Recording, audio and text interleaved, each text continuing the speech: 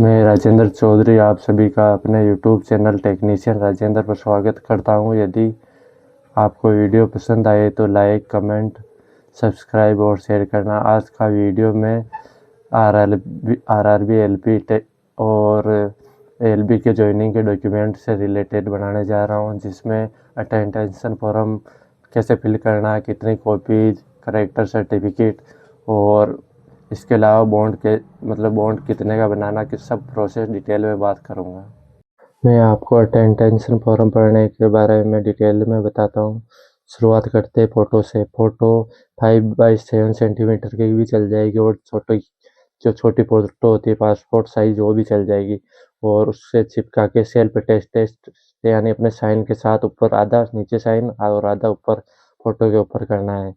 और फिर यहाँ आते हैं, यहाँ लिखना अपना जैसे कुल नाम यानी सरनेम। जैसे मेरा नाम है राजेंद्र चौधरी, तो यहाँ आएगा राजेंद्र और यहाँ आएगा चौधरी। और यहाँ आएगा अपना पता, जैसे विलेज मेरा जो भी है, तहसील, डिस्ट्रिक्ट और स्टेट और pin code same to same यही डिटेल इसके नीचे इसी में आएगी। और इसमें आएगा ये, यदि आप बोलते पाकिस्तान का निवासी है तो उस देश का पता। तो यहाँ पर अपन देश करके नील लिख देंगे, यानी हम पाकिस्तान के निवासी नहीं हैं। और यहाँ हम जन्म से कहाँ रहे उसके बारे में डिटेल में बताएंगे। तो जैसे कब से, जन्म से और अभी आज की जो तारीख हो वो फिल करनी है। यहाँ अपना पूरा एड्रेस फिल करना है और यहाँ जिला मुख्यालय यानी अपना डिस्ट्रिक्ट और वो फिल करना स्टेट।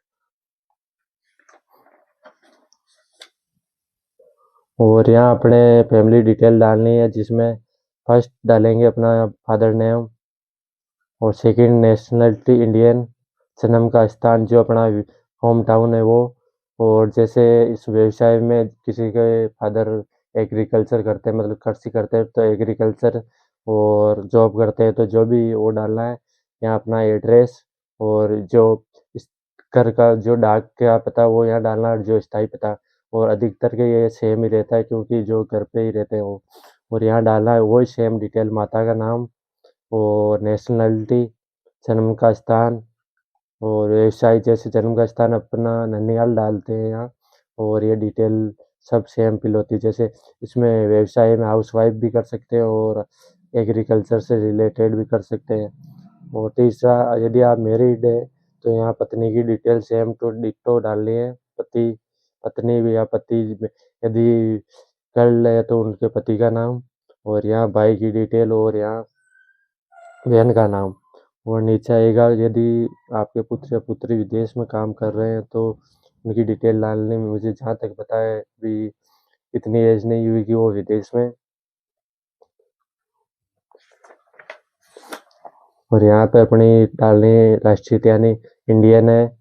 और जो जन्म की तारीख है, जैसे मेरी 10/9 आगे जो भी ईयर है वो।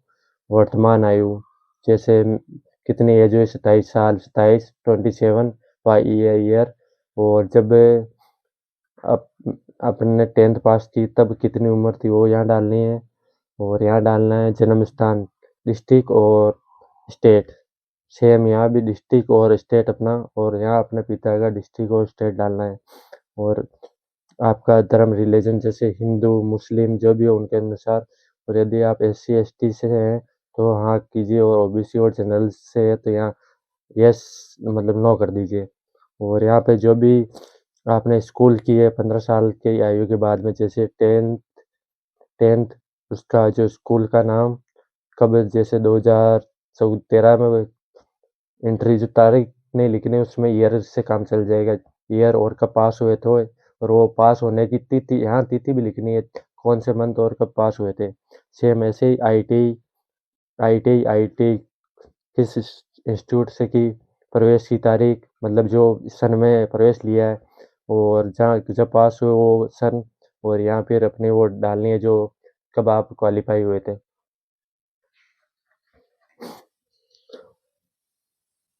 और यदि आपने किसी प्राइवेट या गवर्नमेंट जॉब की है तो उसके बारे में यहाँ डिटेल डालनी है, कब से कब तक की है, पदनाम मतलब क्या क्वालिफिकेशन है, और सरकारी है जो भी डिटेल यहाँ डालनी है।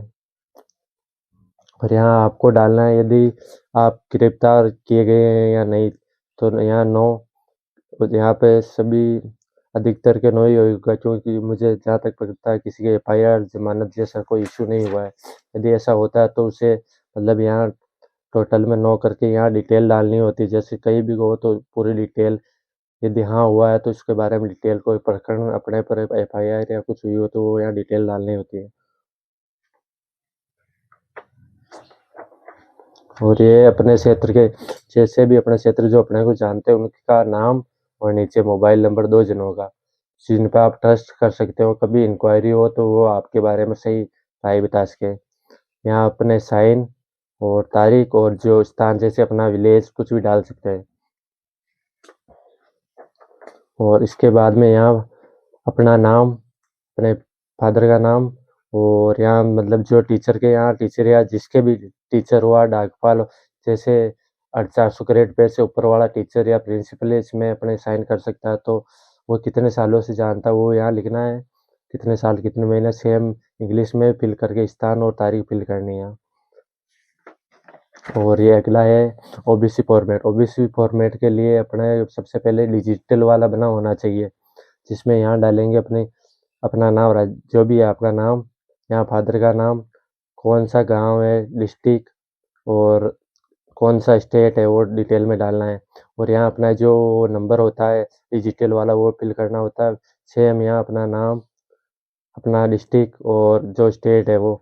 और यहाँ इस पे अपन डिस्ट्रिक्ट मजिस्ट्रेट के भी साइन करवा सकते हैं और एसडीएम के भी साइन करवा सकते हैं, लेकिन एसडीएम और ये तभी साइन करते हैं जब डिजिटल फॉर्मेट में बना हुआ हो।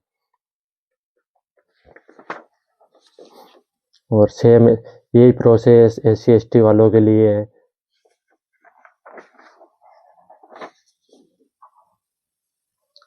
और करेक्टर सर्टिफिकेट, इसमें अपने यहाँ ग्रुप सी की पोस्ट है, ग्रुप सी लिख देंगे, यहाँ अपना नाम और यहाँ फादर का नाम, और जो अपने मतलब ले रहा है अपना सेल्फ कर रहा है, मतलब करेक्टर के बारे में बता रहा है, इस पे अपन ऐसे 2 जानकार के साइन भी करा सकते हैं, जो टीचर अपने को अच्छी तरह जानते हो या जो लास्ट इंस्टीट्यूट से हम जैसे जहाँ से पढ़े हैं वो भी साइन कर सकते हैं। और यहाँ कितने सालों से जानते हैं, अपना नाम, और जो अपने मतलब करेक्टर पर जिसके टीचर के या किसी के एक के यहाँ कर रहा है उन्हें साइन, नेम और उसका क्या पद है, यहाँ उनके प्लेस, और दूसरा यहाँ कराना।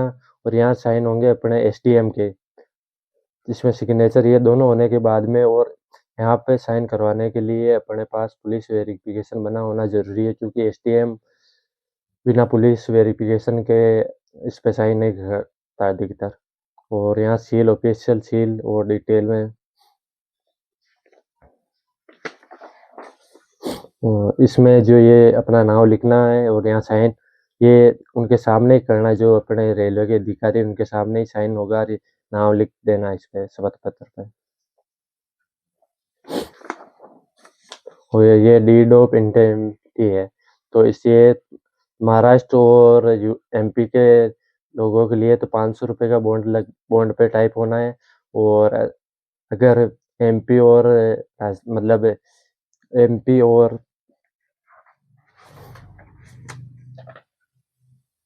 एमपी और महाराष्ट्र के अलावा जो है उनके 300 के एफिडेविट पे भी काम चल जाएगा। यहाँ जो तारीख है मतलब जब ज्वाइनिंग की तारीख, यहाँ अपना नेम और यहाँ फादर नेम और यहाँ एड्रेस, और